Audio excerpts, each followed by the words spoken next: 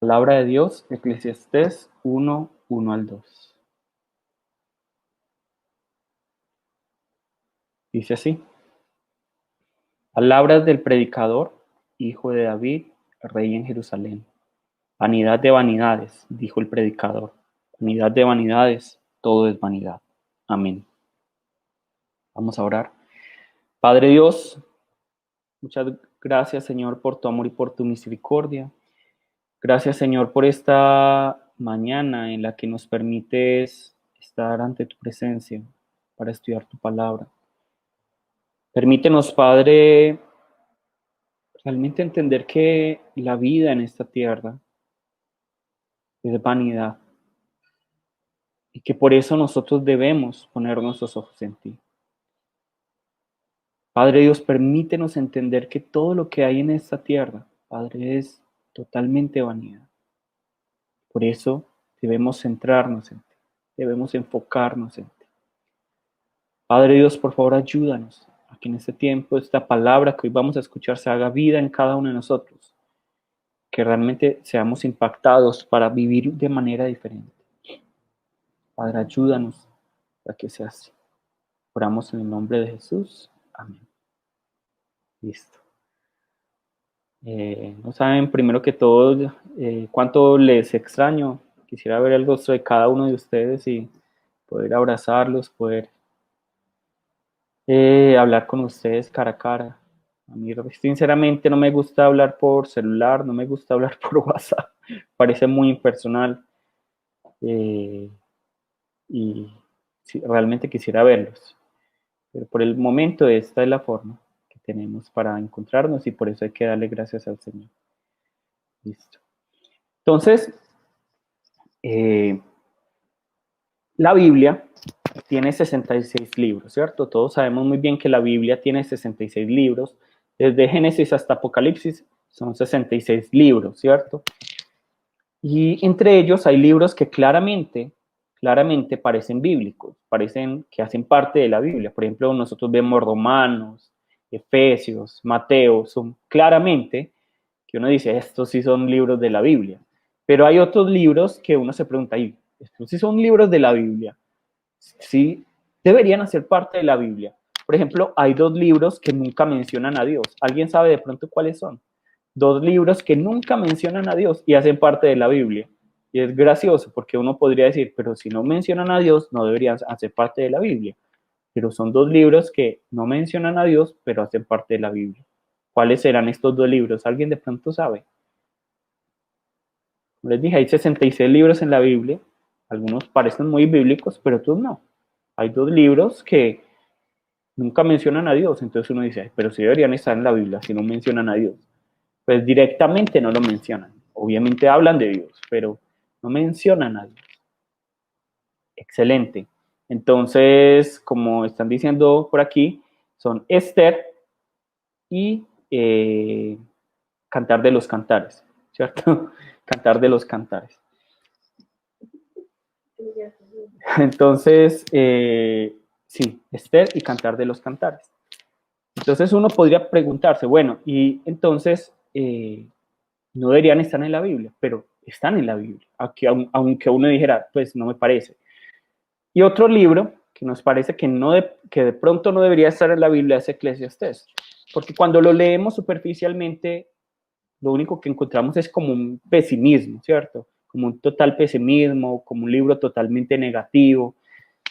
Y esto es totalmente erróneo, pero es totalmente entendible, porque veamos el primer versículo. Es que miren los dos primeros versículos que lo que leímos ahora. Palabras del predicador, hijo de David, rey en Jerusalén. Vanidad de vanidades, dijo el predicador, vanidad de vanidades, todo es vanidad. ¿Cierto? Miren, es que con solo leer los dos primeros versículos de Eclesiastés ya es suficiente para que a uno le dé una depresión, ¿no? Uno le da la depre, como dicen por ahí. Es como si a uno lo invitaran a la casa de uno, o sea, si yo los invitara a mi casa a ustedes y les dijera desde la puerta, ¿saben qué? Esta visita va a ser muy incómoda, van a tener un mal tiempo, ¿cierto? Así es el libro de Eclesiastés. Desde los dos primeros versículos ya nos está diciendo, la vida es vanidad, la vida es vanidad. De hecho, la palabra vanidad se repite 38 veces en el libro de Eclesiastés, 38 veces. Y ya en los primeros dos versículos, o en el segundo versículo, vemos que se va a repetir 5 veces. 5 veces y apenas estamos comenzando. Es decir, esto va de mal en peor. ¿Cierto? Son 38 veces que se repite la palabra vanidad en el libro de Eclesiastés y ya son 5 veces. Por esta razón es muy fácil creer que este libro es deprimente, que este libro es pesimista, que no nos habla de esperanza, pero la verdad es que este libro es todo lo contrario. El libro de Eclesiastés es un libro totalmente práctico y por eso me llamó mucho la atención que Susan dijera que esta prédica se vuelva práctica, porque el libro de Eclesiastés es totalmente práctico, es un libro muy práctico, ¿cierto? Que nos está enseñando cuál debe ser nuestra perspectiva acerca de la vida. Entonces, hoy tenemos que cambiar ese chip, esa mentalidad, esa perspectiva acerca del libro de Eclesiastés y entender que en vez de ser un libro pesimista, en vez de ser un libro que no da esperanza, es un libro que antes nos está diciendo hay que tener una esperanza. Antes nos está diciendo hay que cambiar esa perspectiva, ese chip de vida, esa forma de ver las cosas. Y eso nos lo va a enseñar el libro de Eclesiastés a través de 3 cosas. Primero, ¿qué nos va a enseñar? Pues lo que sale a relucir a simple vista, que todo es vanidad, todo es vanidad. Y así como decía el título de la predicación, en hebreo la palabra vanidad se dice hebel, ¿cierto? Hebel, hebel. Esta palabra se va a repetir 38 veces en el libro de Eclesiastés, como ya se los dije. Hebel. Entonces, cuando la palabra dice vanidad de vanidades, todo es vanidad, como lo dice aquí el versículo 2, vanidad de vanidades, todo es vanidad, lo que quiere decir Hebel, de Hebel, todo es Hebel, ¿cierto? Por así decirlo. Todo es Hebel, todo es vanidad, todo es vanidad. Pero en español de pronto podemos pensar, ay, vanidad, sí es que la vida es vana, ¿cierto? Entonces, ¿qué significa vanidad? No es que él es muy creído, no, pero la palabra vanidad no significa eso. Realmente la palabra vanidad significa que es algo vacío, que, o sea, viene de la palabra vano, no que es creído, ay, tan vanidoso, no, sino que es vano, como que es vacío, como que no tiene fondo, ¿cierto? Pero cuando nosotros la vemos en hebreo, que es el idioma original, vamos a ver que la palabra Hebel, ¿cierto? Hebel significa vapor o humo, ¿cierto? La palabra Hebel significa vapor o humo. Entonces, hoy vamos a utilizar mucho esta palabra, Hebel, Hebel, Hebel. Entonces, cuando escuchen la palabra Hebel, ya saben que significa vanidad en español, pero que en hebreo significa como vapor o humo. Entonces, cuando la palabra dice todo es vanidad, quiere decir que todo es vapor o todo es humo, ¿cierto? Todo es como enigmático, como que todo es, que no tiene forma. Entonces, todos hemos visto el vapor o el humo, ¿cierto? Ustedes lo ven aquí y nos damos cuenta que el vapor o el humo no tienen forma, son con una forma indefinida, ¿cierto? Es, pero no es. Es algo que está, pero que luego desaparece. Que uno trata de tomarlo con las manos, pero que se va a dispersar entre los dedos, ¿cierto? Es algo que luego va a desaparecer, es algo que está y luego desaparece, ¿cierto? Entonces, cuando Eclesiastés dice que la vida es vanidad, está diciendo que la vida es como el humo, que la vida es como el vapor. Primero es, pero no es, ¿cierto? Luego no es.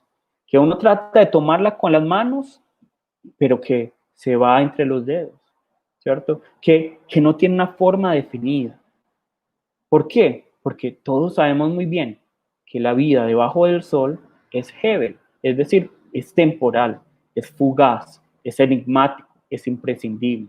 Porque hoy algo es, pero mañana puede que no sea, ¿cierto? Porque hoy A más B es igual a C, pero mañana A más B puede ser igual a D, E o F, ¿cierto? Porque nosotros no podemos creer que en esta vida todo es una fórmula matemática donde todo lo que yo haga siempre va a tener el mismo resultado, ¿cierto? Eso es lo que nos está diciendo Hebel. Hebel nos está diciendo que la vida es enigmática, no tiene una fórmula, ¿cierto? A veces podríamos decirlo, parece que fuera al azar, Parece que fuera toda la suerte, ¿cierto? Que algo es, pero luego no es, que todo es temporal. Eso significa la palabra cuando nos dice que es Hebel. Es decir, cada cosa tiene su tiempo.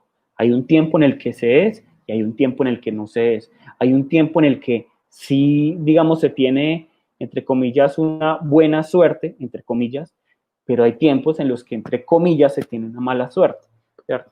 Hay momentos de vida y hay momentos de muerte. Hay momentos para sonreír y hay momentos para no sonreír, para abrazar y para no abrazar. Y eso lo vemos también en el libro de Eclesiastés. Entonces, todo lo que está debajo del sol, nos dice la palabra, tiene su tiempo, pero nada es eterno. Debajo del sol, nada es eterno. Nada es eterno. Todo es totalmente temporal, todo es totalmente como no se puede definir, es indefinible, ¿cierto? Y por eso es que no podemos estar saciados completamente, no podemos estar saciados. Y todo lo hemos visto, de hecho, la misma palabra lo dice. Vamos a ver algunos versículos prácticos, porque este libro es muy práctico, ¿cierto? No es negativo, todo lo contrario, es un libro muy positivo, ¿cierto? Porque nos muestra cómo debemos vivir. Entonces nos dice Eclesiastés 6:7, todo el tiempo trabajamos para calmar el hambre, pero nuestro estómago nunca queda satisfecho. Todo el tiempo trabajamos para calmar el hambre, pero nuestro estómago nunca queda satisfecho. Todos hemos vivido eso, ¿cierto? Todos hemos vivido esto. Trabajamos para tener un desayuno, un almuerzo, una comida, pero ¿será que trabajamos y desayunamos, almorzamos o cenamos y listo? ¿Cierto? ¿Basta con hacerlo un día? No, siempre el estómago, con un rato, pasa un tiempo y ya tenemos hambre. Algunos más rápido que otros, ¿cierto? Pero yo, por ejemplo, una vez tuve la oportunidad de comer una carne súper costosa, ¿cierto? Y en ese momento me satisfizo, dije, ay, muy rico, ¿cierto? Pero en ese momento, ¿dónde estará? En este momento, ¿dónde estará? Todo es temporal, todo es temporal. Así es la vida. Lo que ayer fue, hoy no es.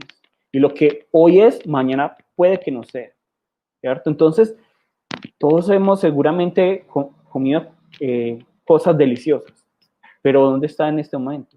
Todo pasa, así como con la comida, ¿cierto? La comida en este mundo. Uno trabaja por un desayuno, un almuerzo y una cena, y ojalá solo con ese desayuno, almuerzo, cena, ya estuviera satisfecho el estómago, pero no. Pasa un tiempo y el estómago otra vez quiere más y más y más y más. Entonces, como les dije, todo sería más soportable si la vida debajo del sol fuera justa, pero no es así. Todo lo contrario, como lo repite la palabra de Dios e incluso el libro de Eclesiastés, en medio de la vanidad de esta vida encontramos muchas injusticias. Es que miren lo que nos dice Eclesiastés 6:2, ¿cierto?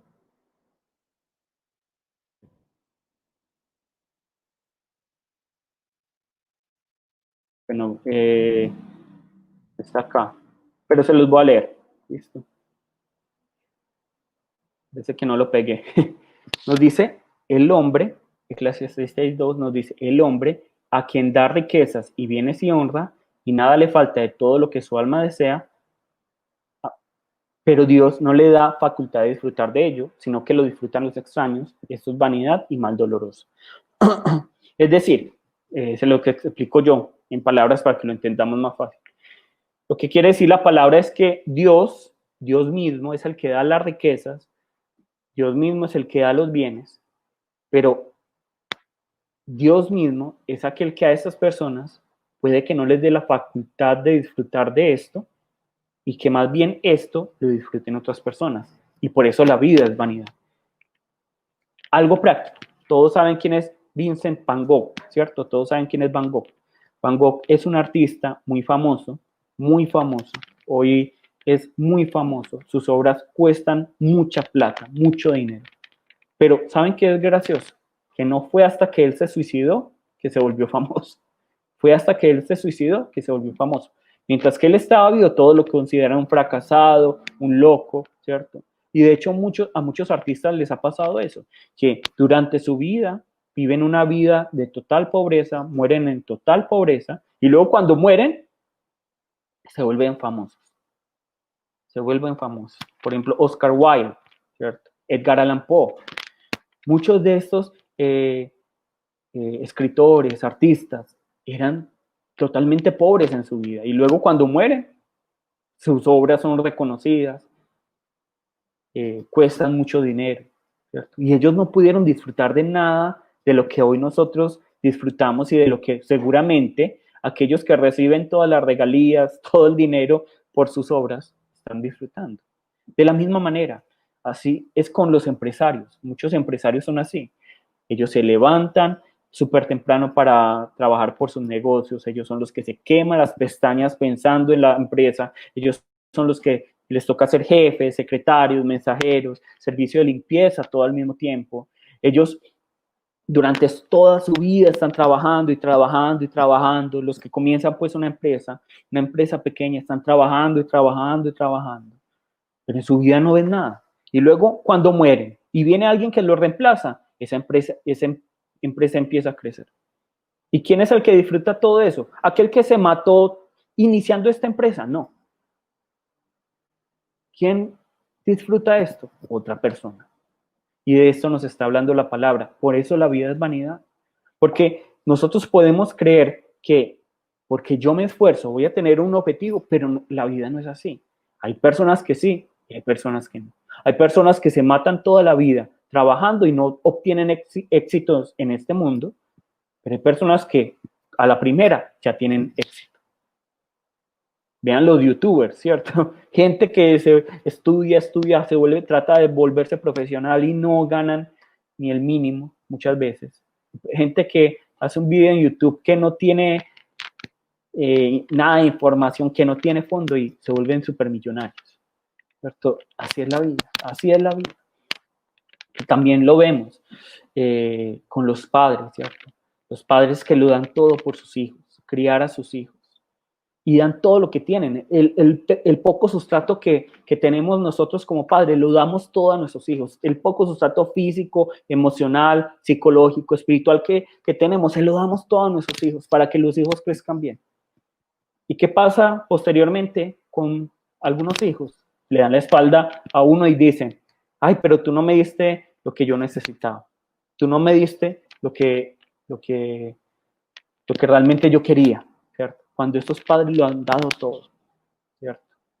Entonces la vida es así, la vida es injusta, la vida debajo del sol es injusta. De hecho, en estos días escuché una noticia de cómo un hijo apuñaló a su madre. ¿Y saben qué le dijo la madre cuando el hijo iba a huir? Le dijo, mi hijo, mi amor, antes de huir, arrópate bien para que no te coja un resfriado. Ese es el amor de una madre. El hijo la había apuñalado, pero aún así esta madre es capaz de decir al hijo, mi hijo, amor mío, por favor arrópate para que no te coja un resfriado. También vi un documental donde un hombre de estos que limpia, hace el aseo, cuando en una casa hubo un suicidio o murió alguien por causas naturales o un asesinato. Este hombre contaba, y yo nunca había pensado que existía un trabajo así, ¿cierto? Alguien tiene que encargarse de limpiar esas habitaciones, ¿cierto? De donde hubo un suicidio, un asesinato.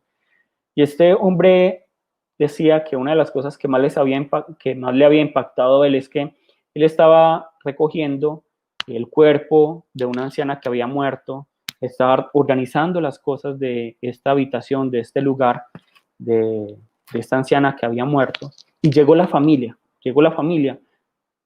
a la casa de esta anciana viuda, sola, que había muerto. Llegó la familia y no para llorar a la anciana, sino para sacar todo lo que estaba en los closets, para voltear todos los armarios, todo lo que estaba en los cajones. ¿Para qué? Para buscar qué encontraba. Y decían entre ellos, con la anciana ahí muerta y estos hombres ahí tratando de organizar. Y eso, hey, esta anciana, esta vieja, ¿dónde es que tenía ese anillo? Esta vieja, esta anciana, ¿dónde es que tenía guardado el dinero? Y decían de esta manera, ¿cierto? decían de esta manera la familia.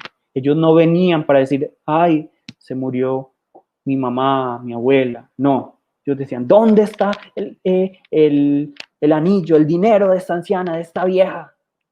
Decían ellos. Y luego, entonces este hombre, lo que allá había como un cuadro de esta anciana con su esposo, y les dijo, bueno, porque no encontraron nada de esta familia, entonces al menos llévense el cuadro de su madre y de su padre. Ellos decían, bueno, pues lo cogieron como a regañadientas, a regañadientas.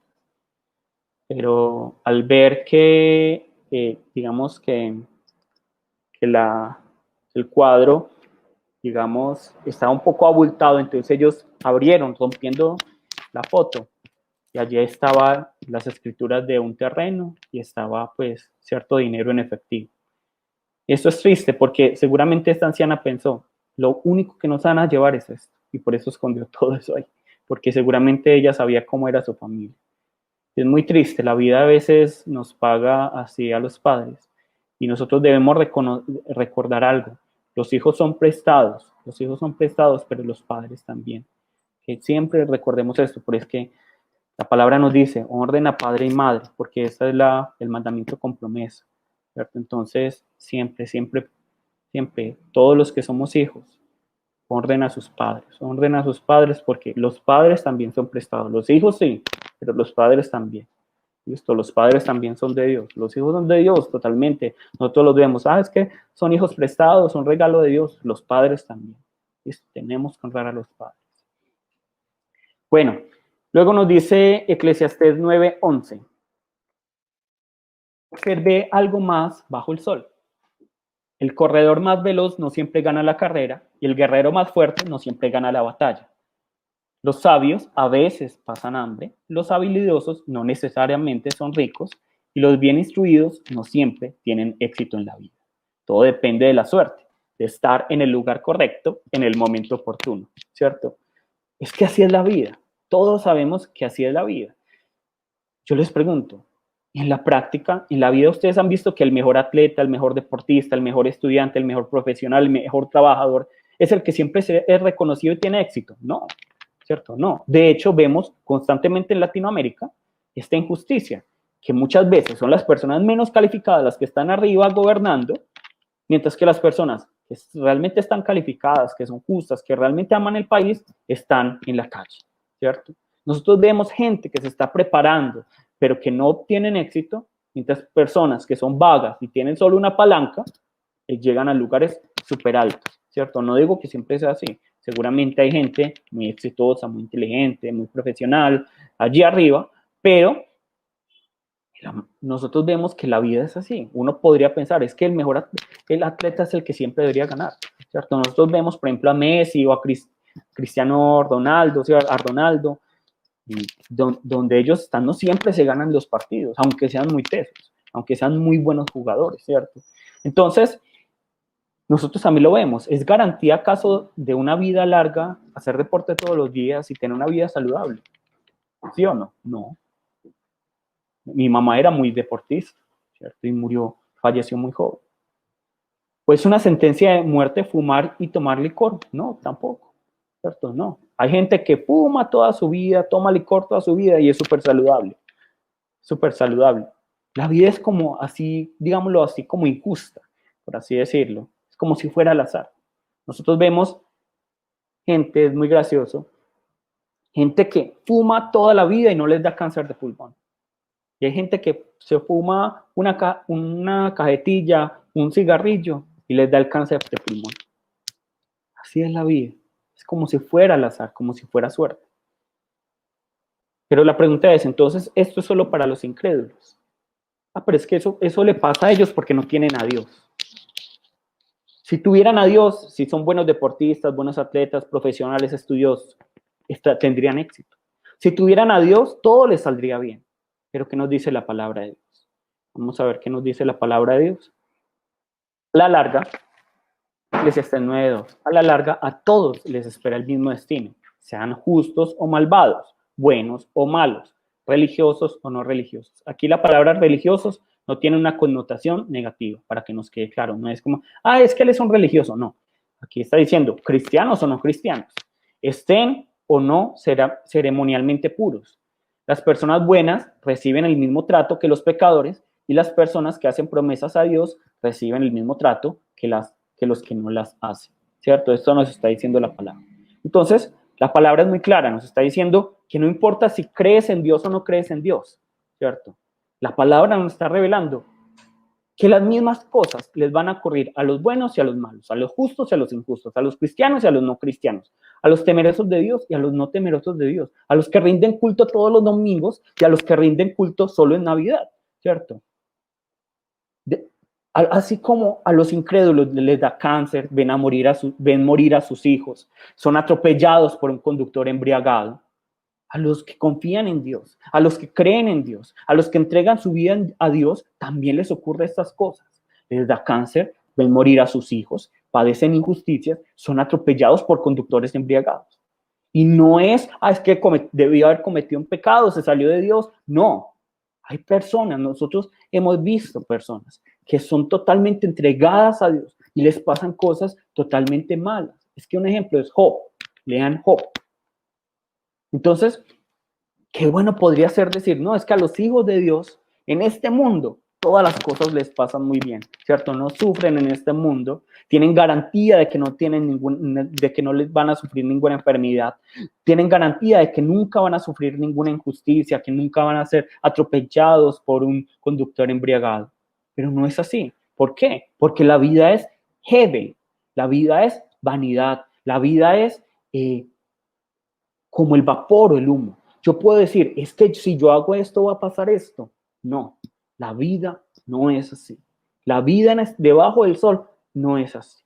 Y lo primero que nosotros debemos reconocer es esto, que la vida es vanidad, que la vida es hevel. Nosotros como cristianos debemos reconocer esto, porque hay muchos falsos maestros, pastores, apóstoles, profetas, que nos han hecho creer que cuando somos cristianos, que cuando recibimos a Cristo en nuestro corazón, ¿cierto? Todos nuestros sueños se van a cumplir, todo va a ser color de rosa, todo va a ser perfecto, nunca nos vamos a enfermar, nunca podemos ser pobres, ¿cierto? Y es por esta misma razón que muchas personas se cuestionan acerca de su fe porque no pasan las cosas como se les había prometido. Entonces, ¿será que debo diezmar más? ¿Será que entonces debo ir más a la iglesia? ¿Será que debo leer más la palabra? ¿Cierto? Y así se empiezan entonces a cuestionar las personas. Pero como las cosas no funcionan como ellos les habían prometido, entonces no piensan que de pronto es esta persona, este falso pastor, ese falso maestro, el que se equivocó, sino que piensan, no, el que se equivocó es Dios.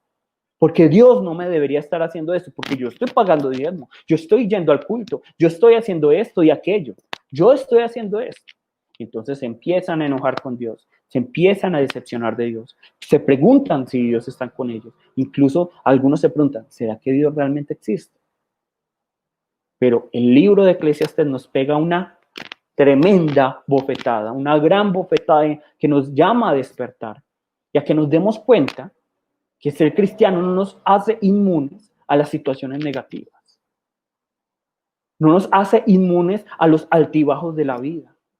Para todas las personas, no importa si creen o no creen, si son buenas o malas, la vida tiene sus altibajos y Dios mismo es quien los permite en medio de su soberanía.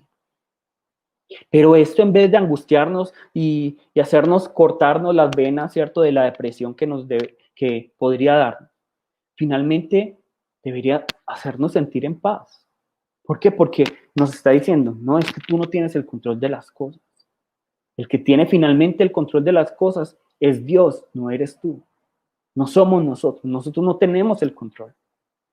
Nadie aquí tiene el control. Solo Dios tiene el control. Y Dios permite todas estas cosas porque tiene un plan, porque tiene un objetivo. Y puede ser, y se los digo aquí, porque todos aquí pensamos, sí, luego Dios me va a mostrar para qué hizo todo esto. ¿Cuál era su plan? Dios me lo va a mostrar. Pero ¿saben qué? Puede ser que en esta vida nunca vayamos a saber por qué Dios hizo las cosas. En esta vida puede que no. Y eso Sí, eso de pronto para algunos es, uy, ¿cómo así? Pero es la verdad. Hay personas que van a fallecer y solo allí en el reino de los cielos van a entender por qué Dios hizo las cosas. Y esto nos lleva a la segunda enseñanza. Esto nos lleva a la segunda enseñanza, que es ¿cuál? Disfruta el regalo de la vida. Disfruta el regalo de la vida. Disfruta el regalo de la vida. Nosotros dijimos que la vida es vana, es temporal, es fugaz, es humo, es vapor, es incomprensible, es hebel, ¿cierto? Es como al azar, es suerte, por así decirlo, ¿cierto? Porque ya vimos que así también lo dice la palabra. Es como al azar, como a la suerte, como que es injusta a veces.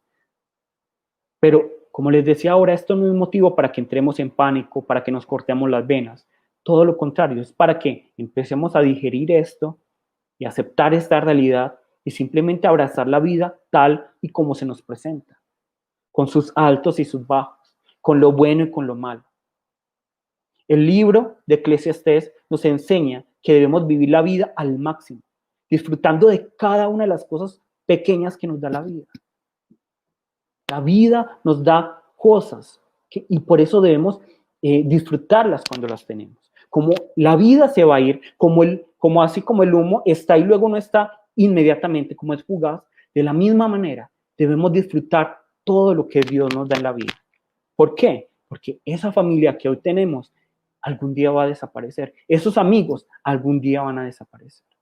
La vida que tenemos algún día van a desaparecer. El calor del sol algún día va a desaparecer. Y por eso debemos disfrutar cada uno de esos pequeños momentos. Como cristianos, nosotros deberíamos ser los que más disfrutemos los pequeños detalles de la vida. Yo no sé para qué perdemos tanto tiempo en redes sociales. Yo, personalmente, no he borrado Facebook e Instagram no he borrado mi cuenta, pero la borré de mi celular. Y desde ese momento tengo más paz. Porque ya no estoy pegado, ay, que ahora en Facebook, que ahora en el Instagram. Porque se pierde tiempo ahí. Y ya puedo disfrutar más bien con mi familia, con mi hijo, ver cómo hace todas sus cosas. Ya puedo disfrutar más tiempo con él. Y es que mire lo que nos dice la palabra, y no es un invento mío.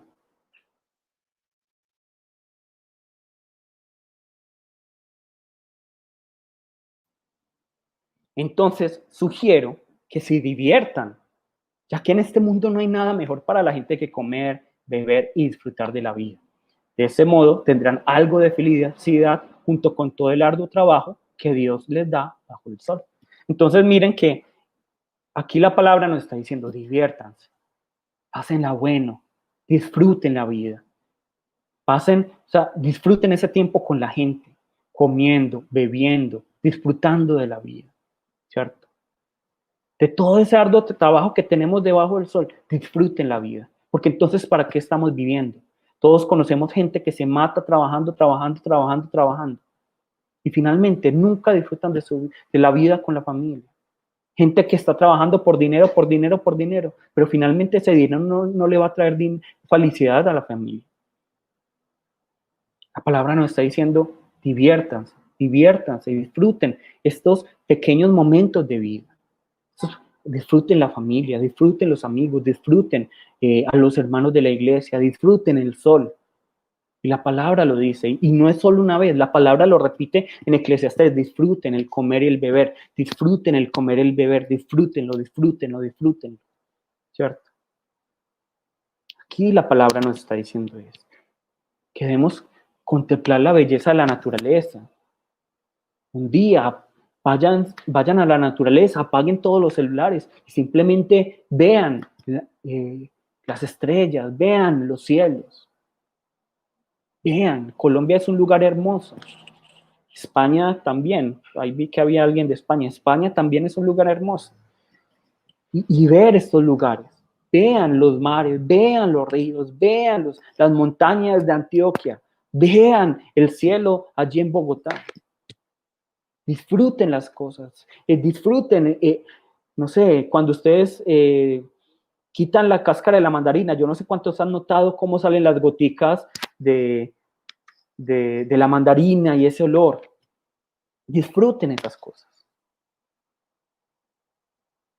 Debemos ser agradecidos con lo bueno y con lo malo de la vida. Debemos aprender que las circunstancias negativas en la vida no son obstáculos, sino que son una catapulta que nos va a llevar a la madurez. Que las circunstancias positivas son instantes de eternidad con los cuales podemos saborear el reino de Dios. Debemos disfrutar la vida. Debajo del sol debemos disfrutarlo también.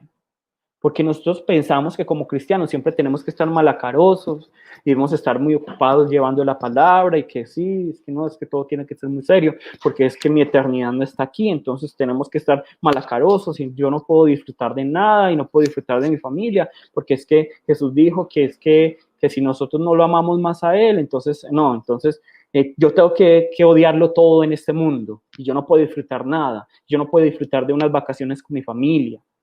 ¿Cierto? Yo no puedo disfrutar de mis hijos, yo no puedo disfrutar de mi familia. Pero eso no es lo que nos dice la palabra, eso es tergiversar la palabra. El libro de Eclesiastés hace un énfasis interesante en que debemos disfrutar la comida y la bebida, ¿cierto? Porque ustedes ven aquí, la palabra nos dice, coman y beban, coman y beban. Y ustedes van a ver, la palabra lo van a ver, creo, 6, 7 veces en Eclesiastés. Coman y beban, disfruten, coman y beban, coman y beban, coman y beban. ¿Cierto? Pero ¿a qué se refiere coman y beban? ¿Qué significa eso? ¿Será que entonces, bueno, sueltes el cinturón y déle rienda suelta al cuchillo y al tenedor, ¿cierto? ¿Será que significa eso? No, no significa eso, sino que hace referencia a que esos pequeños momentos, esos preciosos momentos, ¿por qué? Porque antes en la cultura hebrea una persona era reconocida por cuán grande podía ser su banquete, ¿cierto? Entonces una persona muy generosa era una persona que podía hacer un gran banquete y que tenía muchas personas invitadas, ¿cierto? Entonces, cuando se nos habla de comida y bebida, no es, bueno, yo voy a comer solo y voy a soltarme el cinturón y voy a dar rienda suelta a comer y a comer y a comer. No, está refiriendo a ese ambiente que hay en un banquete, cuando yo estoy con la gente, disfrutando, comiendo, bebiendo, ¿cierto? ¿Por qué? ¿Por qué la palabra hace énfasis en esto? Porque estos pequeños momentos que nosotros compartimos con nuestra familia, con nuestros amigos, cuando nos deslumbramos con lo hermoso que es la creación de Dios, ¿qué es lo que están haciendo? Nos están permitiendo gustar, nos están permitiendo degustar cómo es el reino de los cielos. Entonces, la palabra nos está diciendo que está bien trabajar. La palabra nos está diciendo que está bien vivir en este mundo, ¿cierto? Pero que también debemos sacar el tiempo para disfrutar nuestra familia, nuestros amigos, disfrutar la naturaleza, disfrutar una buena comida, ¿cierto? Por ejemplo, los frijoles de muchas hermanas aquí en la iglesia, hay que disfrutarlos, ¿cierto? Hay que disfrutar esos frijoles, esa bandeja paisa, ¿cierto? Ese ajiaco que muchas hermanas también hacen aquí, hermanos de Bogotá, ¿cierto? Entonces, yo les pregunto a ustedes, ¿cuándo fue la última vez que ustedes rieron y comieron con su familia? ¿Cuándo fue la última vez que ustedes ya no podían de la risa por estar con su familia, riéndose, comiendo juntos? ¿Cuándo fue la última vez? ¿Cuándo fue la última vez que ustedes disfrutaron realmente al menos una llamada con los hermanos de la iglesia pues en esta cuarentena? ¿Cuándo fue la última vez que ustedes dejaron de pensar en las cosas, apagaron su celular y vieron el cielo y dijeron, ay, tan bonito el cielo, ay, mira, un perrito, ay, mira, ¿cuándo fue la última vez? ¿Cuándo fue la última vez que ustedes disfrutaron el olor? Yo no sé si a ustedes les gusta, a mí me encanta el olor del pavimento cuando llueve, ¿cierto? Ese olor que se levanta cuando llueve de la tierra, me encanta. ¿Cuándo fue que ustedes disfrutaron las pequeñas cosas de la vida? ¿Cuándo fue la última vez? La palabra nos está diciendo, disfruten esas cosas, porque la vida pasa, es muy rápido y por eso hay que disfrutarlas cuando las tenemos. Tenemos que disfrutar.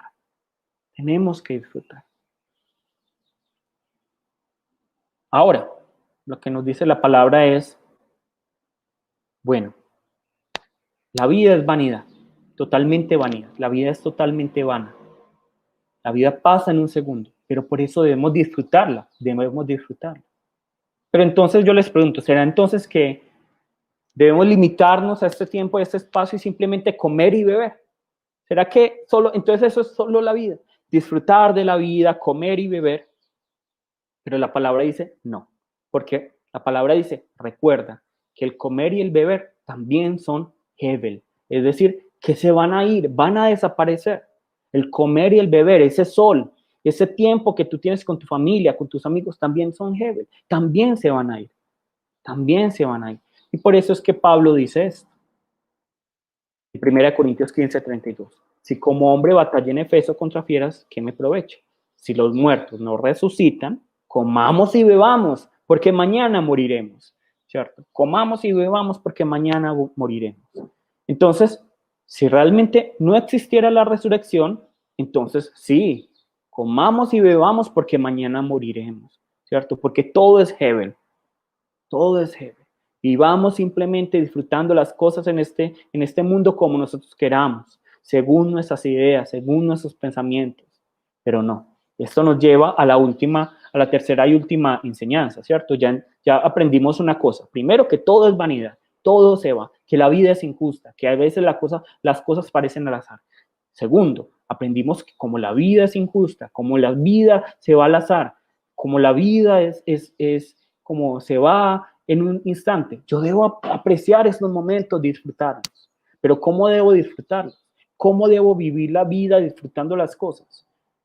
Lo último que nos enseña el libro de Eclesiastés es teme a Dios, ten temor de Dios, ten temor de Dios,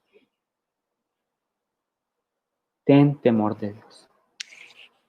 Miren, ustedes saben que a mí me gusta mucho estudiar el libro versículo por versículo, pero realmente el libro de Eclesiastés es muy repetitivo. Y en vez como de algo lineal, como un principio, un intermedio y un final, es más bien como algún ciclo que se repite y se repite. Y ustedes leen Eclesiastés, parece lo mismo y todo dice vanidad de vanidades, todo es vanidad, vanidad, vanidad, vanidad. Y en medio de toda esa oscuridad de vanidad, vanidad, vanidad, vamos a encontrar como pequeños puntos de luz donde se nos dice, sí, pero disfruta esos momentos, esos pequeños momentos que tienes. Disfruta tu familia, disfruta tus amigos. Pero también en medio de esa oscuridad y en medio de esos puntos de luz encontramos que la palabra nos dice, pero ten temor a Dios, ten temor de Dios. Porque como lo mencioné anteriormente, cuando leemos el libro de Eclesiastés, es muy fácil caer en la depresión al escuchar esto, vanidad, todo es humo, todo es Hebel, Hebel, Hebel, Hebel. Pero a medida que uno lee el libro, a medida que uno va leyendo el libro de Eclesiastés, a uno se le va creando como cierta esperanza, ¿cierto? Una esperanza como que, ay sí, vanidad, vanidad, vanidad, pero hay esperanza. ¿Por qué? Es por una frase que se va a repetir 30 veces en el libro de Eclesiastés y que siempre, siempre, ya sea antes, en el medio o después, va a estar acompañando esa palabra Hebel, es decir, vanidad. Siempre que ustedes vean la palabra vanidad o se haga algo de una descripción de que algo es vano, siempre va a estar esta frase. De pronto alguien sabe cuál es la frase que siempre acompaña a Hebel. ¿Cuál es la frase? ¿Cuál es la frase que siempre va a acompañar a esta palabra Hebel? ¿Alguien sabe de pronto? Hay una frase que siempre, que uno la lee, la lee, la lee, y al principio uno como que la pasa por alto, pero uno la lee tanto que luego le empieza a dar como esperanza. ¿Cuál será? ¿Alguien de pronto sabe?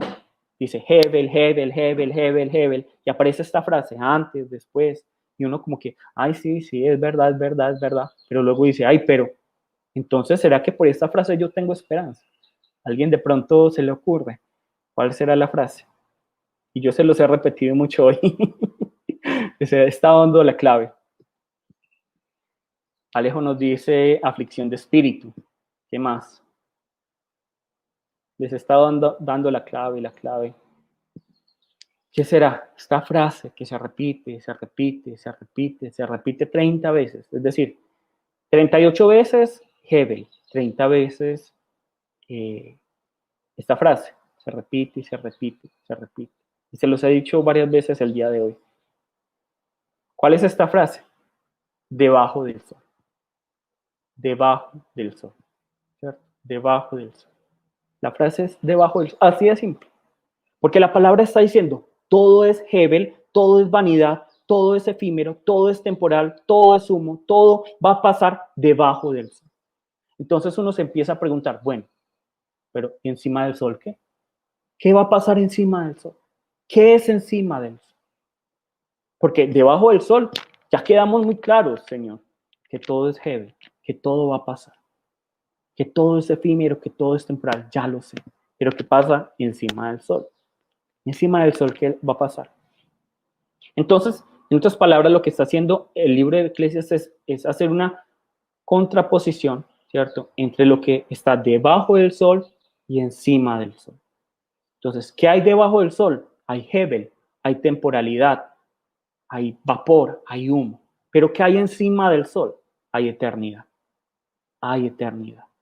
¿Listo? Entonces, lo maravilloso del plan de Dios es que Él no dejó las cosas así. Él no deja las cosas encima del sol como eternas y debajo del sol como temporales, sino que Él envía a su Hijo unigénito para que rompa esta barrera, ¿cierto? Este límite que existe entre lo que está encima y debajo del sol. Jesús rompe esta barrera, rompe este velo, ¿cierto? Y ahora a nosotros que estábamos destinados a vivir una vida Hebel, es decir, temporal como el humo, ahora nos permite ¿qué? Vivir una vida para lo eterno, ¿cierto? ¿Por qué? Porque la palabra dice, el reino de los cielos se ha acercado. Entonces, lo que nosotros debemos entender es que ya nuestra vida no está destinada a ser Hebel, sino que ya no está destinada a vivir como el vapor, sino que está destinada a vivir eternamente en la presencia de Dios. A vivir eternamente en la presencia de Dios. Entonces, ¿cuál es el sentido de nuestra vida? Ahora que ya no vivimos para lo vano, ¿cierto? ¿Cuál es el destino, el sentido de nuestra vida? Aquí lo dice la palabra. Eclesiastés 12, 13, 14. El fin de todo discurso oído es este: teme a Dios y guarda sus mandamientos, porque esto es el todo del hombre. Porque Dios traerá toda obra a juicio, juntamente con toda cosa encubierta, sea buena o sea mala. Entonces, en este momento, todo lo que somos, todo lo que hacemos, debe estar dirigido a lo que está encima del sol, ¿cierto? Es decir, a la eternidad, no a lo que está debajo del sol, es decir, a lo temporal. Nosotros todo lo que hacemos, todo lo que vivimos, todo lo que decimos, todo lo que escuchamos, todo lo que hablamos, tiene que estar dirigido hacia lo que está encima del sol, a lo eterno. Porque toda nuestra esperanza, toda nuestra siembra, todo nuestro corazón debe estar en lo que está encima del sol, en lo eterno. Pero eso sí, sin menospreciar lo que está debajo del sol. Porque como ya les dije, tenemos que disfrutar la vida. Tenemos que disfrutar la vida. ¿Por qué? Porque como se los mencioné anteriormente, esa familia, esos amigos, esa comida, esa naturaleza, son destellos, destellos de gloria, destellos de eternidad que nos permiten gustar el reino de los cielos desde ahora. Es decir, esos momentos cuando ustedes están riendo con su familia, esos son momentos en los que ustedes están participando de las cosas del reino de los cielos. Porque así va a ser el reino de los cielos. Un momento en el que siempre va a haber un banquete, va a ser un buffet, ¿cierto? Ahí Víctor y René van a estar súper felices. Y yo también, ¿cierto? Un buffet eterno, ¿cierto? Con comida eterna, con bebida eterna, con amigos eternos y sobre todo con un Dios eterno. Y en este momento es que estamos gustando esos momentos por medio de nuestra familia, nuestros amigos. Por eso, desde ahora tenemos que vivir para lo eterno. ¿Dónde están los ojos de cada uno? ¿Dónde están los ojos? Pongan sus ojos en lo eterno, pongan sus ojos en lo que está encima del sol. Disfruten lo que está en esta vida totalmente. La palabra lo dice y ya lo vimos. No es que esté mal, pero entendiendo que, bueno, pero todo esto va a pasar. Entonces, ¿yo cómo voy a disfrutar de las cosas? No voy a ir en la gula o voy a emborracharme, ¿cierto? Entonces ya no voy a ir al culto y ya no voy a nada de la palabra de Dios porque voy a disfrutar la vida. No, tampoco es eso. Porque recordemos, hay algo encima del sol, ¿cierto? Hay algo encima del sol. Entonces, todo lo que yo haga para disfrutar en esta tierra también tiene que ser en medio de ese temor a Dios. Antes voy a comer, pero siempre teniendo temor de Dios. Voy a beber, pero siempre teniendo temor de Dios. Voy a disfrutar de las cosas, pero siempre, siempre teniendo temor de Dios, ¿cierto? Siempre teniendo temor de Dios. Y por eso es que yo siempre les digo, siempre les he dicho, amen, perdonen y sirvan. Porque si ustedes realmente están viviendo para lo que está encima del sol, si ustedes están viviendo para lo eterno y no para lo que es Heaven, entonces no se van a enfrascar en las cosas de este mundo.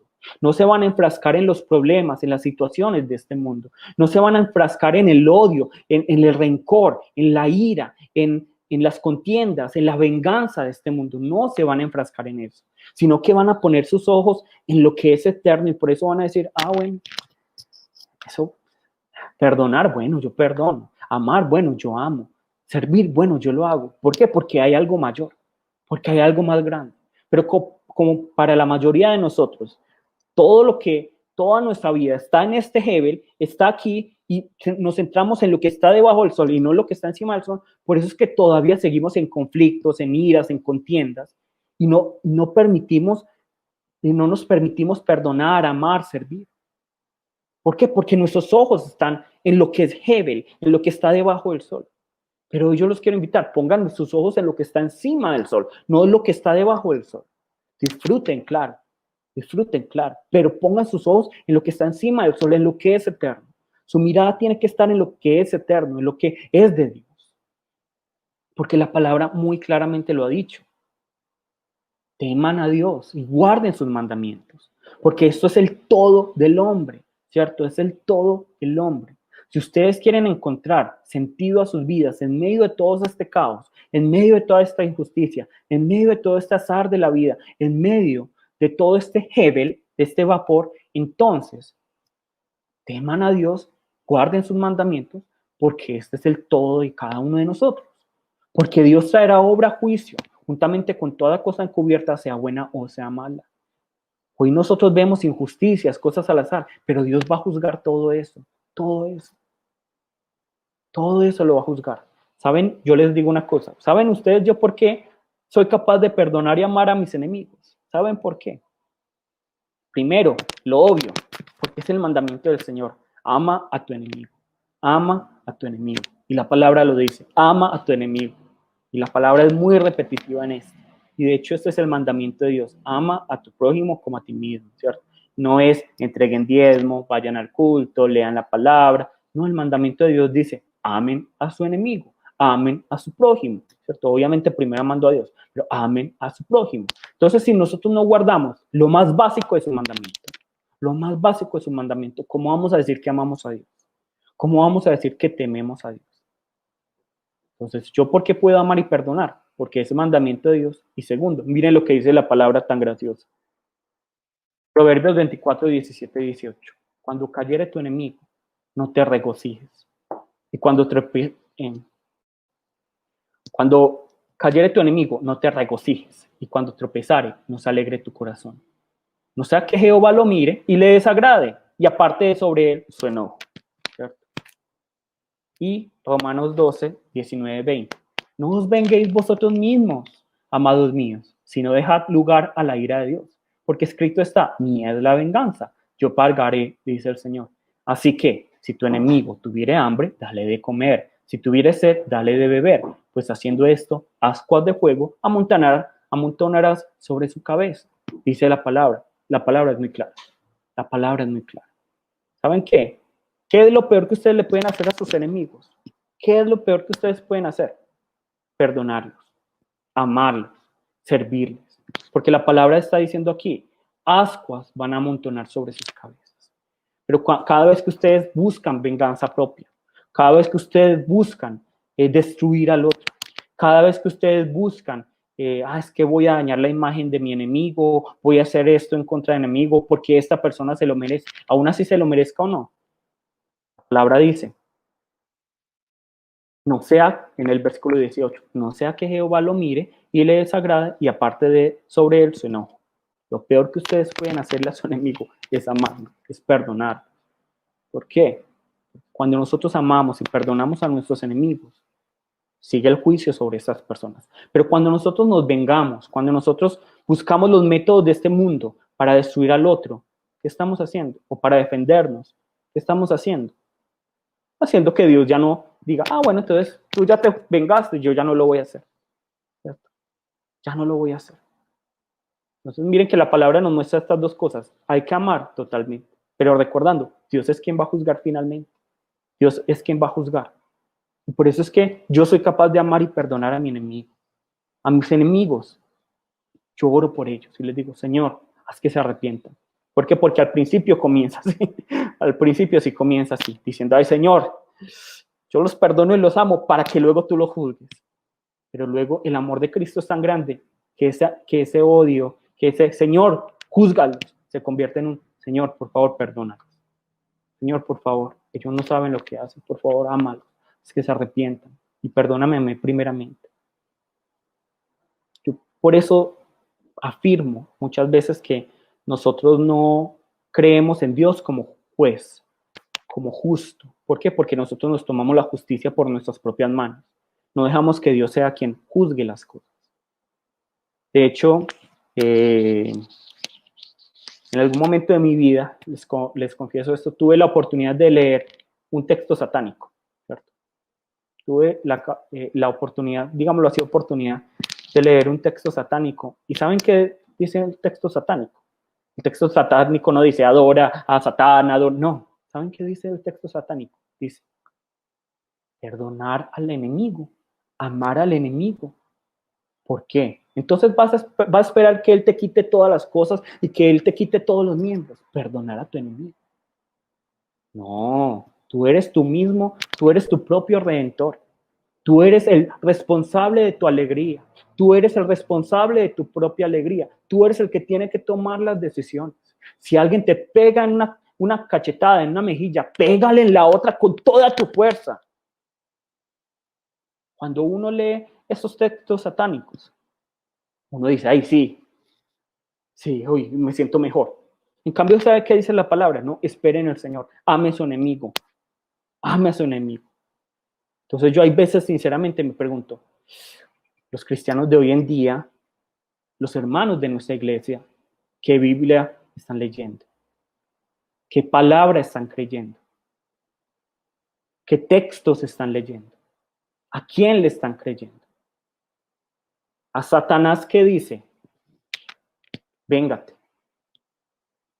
toma tu justicia, no te dejes quitar, nunca la otra mejilla, toma lo que es tuyo, véngate. No ames a tu enemigo, porque es que es tan bobo como un perro que se deja pegar. Dice este texto, tú eres tu propio redentor, busca tu propia felicidad, es tu decisión. Y hay veces me mandan, es que lo gracioso es que muchas veces, entre ustedes también, me mandan mensajes cadena de esto y dice, es que he vivido la vida y me he dado cuenta que yo soy el que debo buscar mi propia felicidad y yo soy el dueño de mi destino. Todo esto es que satánico. Todo esto es satánico. Yo me pregunto, ¿será que los hermanos están leyendo la palabra? ¿Será que sí conocen al Señor? ¿Será que realmente sí saben quién es el Dios o el Dios de ellos será Satanás? Me pregunto eso, sinceramente, y con mucho dolor se lo digo. ¿Por qué? Porque esto es lo que dice Satanás. Pero ¿qué dice Dios? ¿Qué dice Jesús? Jesús nos dice, ama a Dios sobre todas las cosas. Tú no eres el dueño de tu felicidad. Tú no eres quien busca tu felicidad. Es Dios quien te da la felicidad. Ama a tu prójimo como a ti mismo y a tu enemigo, ámalo, bendícelo. Si te pega en una mejilla, da la otra. Si te quiere quitar, dale aún lo que no tienes, ¿cierto? Porque es que incluso nosotros vemos que la palabra dice, si te pide la ropa, dale incluso tu túnica, dale todo, la capa, dale todo lo que tengas. Y nosotros debemos entender que en esa época la túnica y todas esas cosas era lo básico. Era casi que la ropa interior, por así decirlo. Dele todo lo que tiene. Si alguien te está pidiendo, dele todo. Eso es lo que nos dice la palabra. Entonces, por eso es que me pregunto muchas veces, ¿a quién le estamos creyendo nosotros? ¿Creemos en el Dios que es justo o creemos en Satanás? Recordemos que la vida en este mundo es heaven. Este mundo es heaven. Y luego Dios va a juzgar las cosas. Temamos a Dios. Temamos a Dios, porque Él va a juzgar lo bueno y lo malo.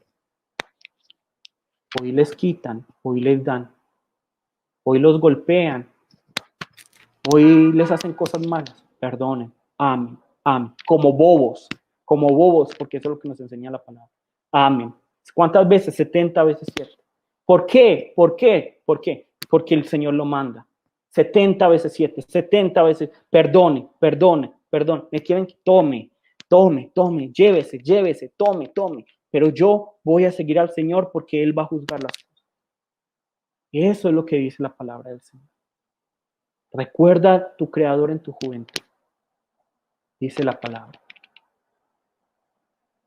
Y todo esto se lo digo porque realmente, hablando con muchos hermanos, veo que lo que más se nos dificulta a muchos de nosotros, a muchos, y esto no es para alguien en específico, es para todos. Y lo he visto mucho en la iglesia, y no sé si en las otras iglesias será así. Lo que más se nos dificulta a nosotros es amar, perdonar y servir. Porque todos amamos, perdonamos y servimos cuando estamos vivos. Pero cuando se nos exige la milla extra, cuando se meten con lo de nosotros, ahí ya no. Pero eso es algo que no es cristiano. ¿Qué es lo cristiano? Es, bueno, voy a amar, voy a perdonar, voy a servir hasta el final. Porque ¿quién es mi juez? El Señor. ¿Quién es el que se va a vengar? El Señor. ¿Quién es el que me va a dar? El Señor. ¿Quién es el que va a quitar? El Señor. Todo es del Señor. ¿Listo? Entonces, los invito a que ya disfruten la vida en este mundo. Ahorita, cuando termine el culto, vayan y almuercen con su familia, saquen el tiempo, apaguen el televisor y el celular y disfruten con su familia un delicioso almuerzo. Un delicioso almuerzo. Pero recuerden, pero hay algo encima del sol. Hay algo encima del sol. ¿Qué voy a hacer?